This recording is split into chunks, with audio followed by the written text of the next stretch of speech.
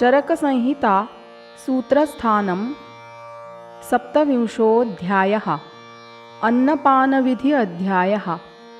अथातोऽन्नपानविधिमध्यायं व्याख्यास्यामः इति स्माह भगवान् आत्रेयः। अथ शाकवर्गः। पाठाशुषा षटीशाकं वास्तुकं सुनिषण्णकं विद्याद्ग्राहि त्रिदोषघ्नं भिन्नवर्चस्तु वास्तुकं त्रिदोषशमनी वृक्षा काकमाची रसायनी नात्युष्णशीतवीर्या च भेदिनी कुष्ठनाशिनी। राजक्षवकशाकन्तु त्रिदोषशमनल्लघु ग्राहिशस्तं विशेषेण ग्रहण्यर्षो विकारिणां।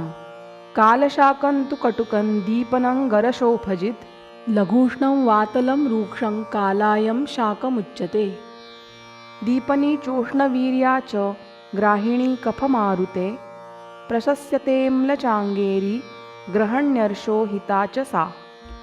मधुरा मधुरा पाके भेदिनी श्लेष्मवर्धनी वृष्या स्निग्धा च शीता च मदग्नी चाप्युपोदिका। रूक्षो मदविषघ्नश्च प्रशस्तो रक्तपित्तिनां मधुरो मधुरः पाके शीतलस्तण्डुलीयकः। मण्डूकपर्णी वेत्राग्रं कुचेला वनतिक्तकं कर्कोटकावल्गुजकौ पटोलं शकुलादनी। वृषपुष्पाणि शार्ङ्गेष्टा केम्बूकं सकटिल्लकं नाडीकलायं गोजिह्वा वार्ताकं तिलपर्णिका। कौलकं कार्कशं नैम्बं शाकं पार्पटकञ्चयत् कफपित्तहरं तिक्तं शीतं कटुविपच्यते। सर्वाणि सूप्यशाकानि फैंजी चिल्लीकुतुम्बकः आलुकानि च सर्वाणि सपत्राणि कुटीजरं। क्षणशाल्मलिपुष्पाणि कर्बुदारः सुवर्चला निष्पावः कोविदारश्च पत्तुरश्चुच्चुपर्णिका। कुमारजीवो लोट्टाकः पालङ्क्या मारिषस्तथा कलम्बनालिका सूर्यः कुसुम्भवृकधूमकौ। लक्ष्मणा च प्रपुन्नाडो नलिनीका कुठेरकः लोणिका यवशाकै च कूष्माण्डकमवल्गुजं। यातुकः शालकल्याणी त्रिपर्णी पीलुपर्णिका शाकं गुरु च रूक्षै च प्रायो विष्टभ्य जीर्यति। मधुरं शीतवीर्यै च पुरीशस्य च भेदनं स्विन्नन्निष्पीडितरसं स्नेहाढ्यन्तत्प्रशस्यते। क्षणस्य कोविदारस्य कर्बुदारस्य शाल्मलेः पुष्पं ग्राहि प्रशस्तै च रक्तपित्ते विशेषतः। न्यग्रोधोदुम्बराश्वत्थ प्लक्षपद्मादिपल्लवाः कषायाः स्तम्भनाः शीता हिताः पित्तातिसारिणां। वायुं वत्सादनी हन्यात् कफं गण्डीरचित्रकौ श्रेयसी बिल्वपर्णी च बिल्वपत्रन्तु वातनुत्। भण्डीशतावरी शाकं बलाजीवन्तिकैचयत् पर्वण्याः पर्वपुष्प्याश्च वातपित्तहरं स्मृतं। लघुभिन्नशकृत्तिक्तं लाङ्गलक्युरुबूकयोः तिलवेतसशाकै च शाकं पैचाङ्गुलस्य च। वातलं कटुतिक्ताम्लमधोमार्गप्रवर्तनं रूक्षाम्लमुष्णं कौसुम्भं कफघ्नं पित्तवर्धनम्। त्रपुसैर्वारुकं स्वादु गुरुविष्टम्भिशीतलं मुखप्रियै च रूक्षै च मूत्रलं त्रपुसं त्वति। एर्वारुकै च सम्पक्वन् दाहतृष्णाक्लमार्तिनुत् वर्चोभेदीन्यलाबूनि रूक्षशीतगुरूणि च। चिर्भटैर्वारुके तद्वद्वर्चोभेदहिते तु ते सक्षारं पक्वकूष्माण्डं मधुराम्लं तथा लघु। सृष्टमूत्रपुरीशै च सर्वदोषनिबर्हणम्। केलूटै च कदम्बै च नदीमाशकमैन्दुकं विशदं गुरुशीतै च समभिषन्धि उत्पलानि कषायाणि रक्तपित्तहराणि च तथा तालप्रलम्बं स्यादुरः क्षतरुजापहम्। खर्जूरं तालशस्यै च रक्तपित्तक्षयापहं तरूटबिसशालूकक्रौञ्चादनकशेरुकम्। शृङ्गाटकाङ्कलोड्यै च गुरुविष्टम्भिशीतलं कुमुदोत्पलनालास्तु सपुष्पाः सफलाः स्मृताः। शीताः स्वादुकषायास्तु कफमारुतकोपनाः। कषायमीषद्विष्टम्भि रक्तपित्तहरं स्मृतम्। पौष्करन्तु भवेद्बीजं मधुरं रसपाकयोः। बल्यः शीतो गुरुः स्निग्धस्तर्पणो बृंहणात्मकः। वातपित्तहरः स्वादुर्वृष्यो मुञ्जातकः परं। जीवनो बृंहणो वृष्यः कण्ठ्यः शस्तो रसायने। विदारिकन्दो बल्यश्च मूत्रलः स्वादुशीतलः। अम्लिकायाः स्मृतः कन्दो ग्रहण्यर्षो हितो लघुः। नात्युष्णः कफवातघ्नो ग्राही शस्तो मदात्यये।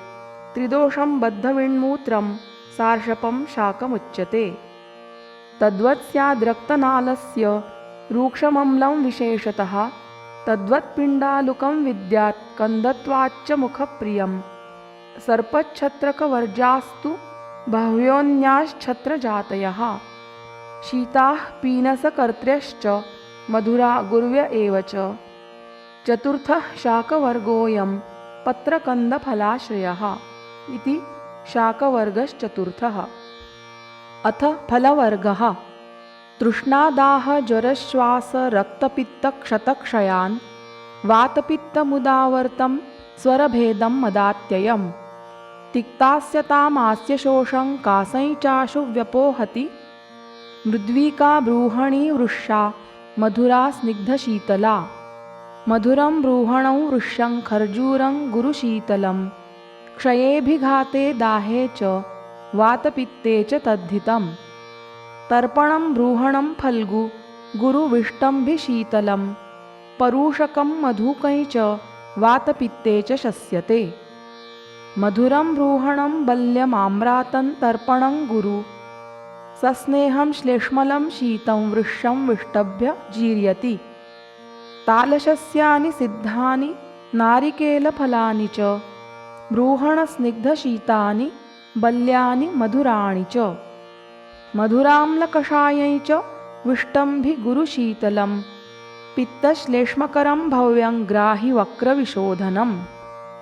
अम्लं परूषकं द्राक्षा बदराण्यारुकाणि च। पित्तश्लेष्मप्रकोपीणि कर्कन्धुनिकुचान्यपि। नात्युष्णं गुरुसम्पक्वं स्वादुप्रायं मुखप्रियं। ब्रूहणैर्जीर्यति क्षिप्रं नातिदोषलमारुकम्।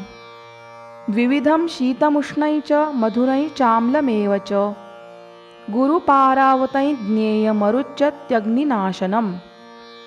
भव्यादल्पान्तरगुणं काश्मर्यफलमुच्यते। तथैवाल्पान्तरगुणं तूदमम्लं परूषकात्।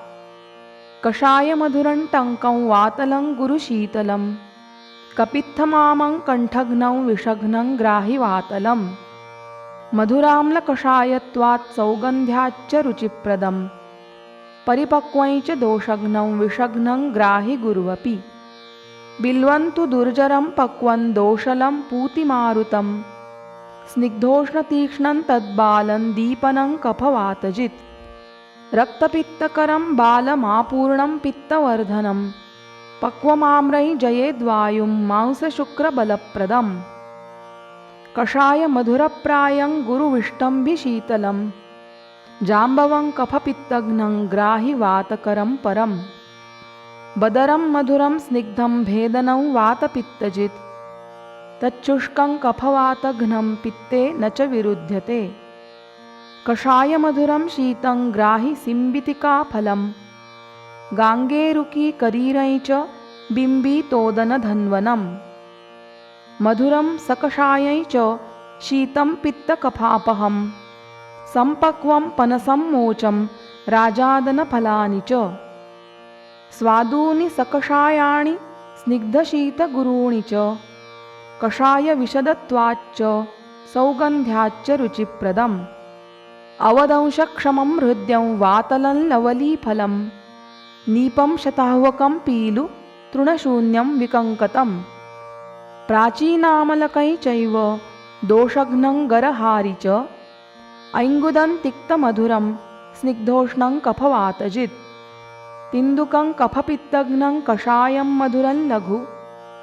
विद्यादामलके सर्वान् रसान् लवणवर्जितान् रूक्षं स्वादु कषायाम्लं कफपित्तहरं परं रसासृङ्मांसमेदोजान् दोषान् हन्ति बिभीतकम् स्वरभेदकफोत्क्लेदपित्तरोगविनाशनम् अम्लं कषाय मधुरं वातघ्नं ग्राहिदीपनम् स्निग्धोष्णं दाडिमं हृद्यं कफपित्ताविरोधि च रूक्षाम्लं दाडिमं यत्तु तत्पित्तानिलकोपनम् मधुरं पित्तनुत्तेषां पूर्वं दाडिममुत्तमं वृक्षाम्लं ग्राहिरूक्षोष्णं वातश्लेष्मणि शस्यते अम्लिकायाः फलं पक्वं तस्मादल्पान्तरं गुणैस्तैरेव संयुक्तं भेदनं त्वं लवेतसम् शूले रुचौ विबन्धे च मन्देऽग्नौ मध्यविप्लवे हिक्काश्वासे च कासे च वम्यां वर्चो गदेषु च वातश्लेष्मसमुत्थेषु सर्वेष्वेवोपदिश्यते केसरं मातुलुङ्गस्य लघुशेषमतोऽन्यथा रोचनो दीपनो हृद्यः सुगन्धिस्त्वग्विवर्जितः कर्चूरः कफवातघ्नः श्वासहिक्कार्शसांहितः मधुरं किञ्चिदम्लै च हृद्यं भक्तप्ररोचनं दुर्जरं वातशमनं नागरङ्गफलं गुरु वातामाभिषुकाक्षोटमुकूलकनिकोचकाः गुरुष्णस्निग्धमधुराः सोरुमाणा बलप्रदाः वातघ्ना ब्रूहणा वृष्याः कफपित्ताभिवर्धनाः प्रियालमेषां सदृशं विद्यादौष्ण्यं विना गुणैः श्लेष्मलं मधुरं शीतं श्लेष्मातकफलं गुरु श्लेष्मलं गुरुविष्टम्भि चाङ्कोटफलमग्निजित् गुरूष्णं मधुरं रूक्षं केशघ्नै च शमीफलं विष्टम्भयति कारञ्जं वातश्लेष्माविरोधि च आम्रातकं दन्तशठम् अम्लं सकरमर्दकं रक्तपित्तकरं विद्यादैरावतकमेव च वातघ्नं दीपनै चैव वार्ताकं कटुतिक्तकं वातलं कफपित्तघ्नं विद्यात्पर्पटकीफलम् पित्तश्लेष्मघ्नमम्लै च वातलै चाक्षिकीफलं मधुराण्यम्लपाकीनि पित्तश्लेष्महराणि च अश्वत्थोदुम्बरप्लक्षन्यग्रोधानां फलानि च कषायमधुराम्लानि वातलानि गुरूणि च भल्लातकास्थ्यग्निसमं तन्मांसं स्वादुशीतलं पञ्चमः फलवर्गोऽयमुक्तः प्रायोपयोगिकः इति फलवर्गः।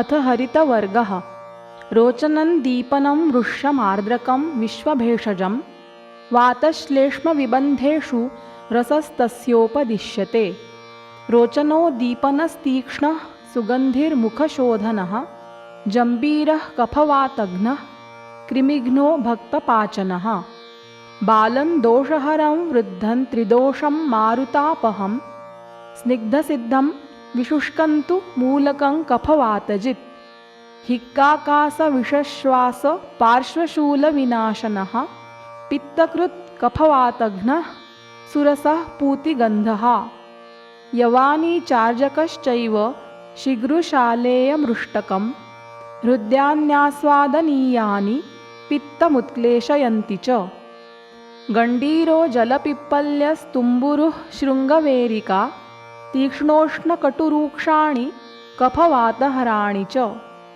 पुंस्त्वघ्नः कटुरूक्षोष्णो भूस्तृणो वक्रशोधनः खराहुआ कफवातघ्नि बस्तिरोगरुजापहा धान्यकैचाजगन्धा च सुमुखश्चेति रोचनाः सुगन्धा नातिकटुका दोषानुत्क्लेशयन्ति च ग्राही गृञ्जनकस्तीक्ष्णो वातश्लेष्मार्शसांहितः स्वेदनेभ्यवहारे च योजयेत्तमपित्तिनां श्लेष्मलो मारुतघ्नश्च पलाण्डुर्न च पित्तनुत् आहारयोगी बल्यश्च गुरुर्वृषोऽथ रोचनः कृमिकुष्ठकिलासघ्नो वातघ्नो गुल्मनाशनः स्निग्धश्चोष्णश्च वृष्यश्च लशुनः कटुको गुरुः शुष्काणि कफवातघ्नान्येतान्येषां फलानि च हरितानामयै चैष षष्ठो वर्गः समाप्यते इति हरितवर्गः।